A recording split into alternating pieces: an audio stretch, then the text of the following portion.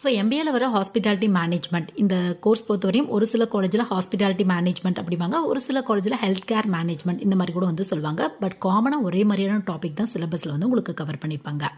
So இந்த course எது ரிலவெண்ட்டாக இருக்கும் அப்படின்னு பார்த்தோம் அப்படின்னா, முக்கியமாக ஹாஸ்பிட்டலில் என்ன மாதிரியான ப்ராசஸ் நடக்குது, அங்கே மேனேஜ்மெண்ட்டில் என்ன மாதிரியான ப்ராசஸ் வந்து நம்மளுக்கு நடக்குது, ப்ளஸ் அந்த மேனேஜ்மெண்ட்டை எப்படி ஹேண்டில் பண்ணுறது, அந்த அட்மினிஸ்ட்ரேஷனை எப்படி ஹேண்டில் பண்ணுறது, அது மட்டும் இல்லாமல் ஒரு ஹாஸ்பிட்டல் அப்படின்னா நிறைய ஒர்க்கர்ஸ் வந்து இருப்பாங்க. ஸோ அவங்களுக்கு ஒர்க்லாம் எப்படி செப்பரேட் பண்ணி தரது, அந்த ஒர்க்கில் எப்படி மேனேஜ் பண்ணுறது, நிறைய டிபார்ட்மெண்ட்ஸ் இருக்கும். ஸோ ஒவ்வொரு டிபார்ட்மெண்ட்டில் என்ன மாதிரியான ஒர்க் இருக்குது, அந்த மாதிரி ஃபுல் அண்ட் ஃபுல் ஹேண்டிலிங் ரெலவெண்ட்டான ஒர்க் தான் வந்து உங்களுக்கு இருக்கும்.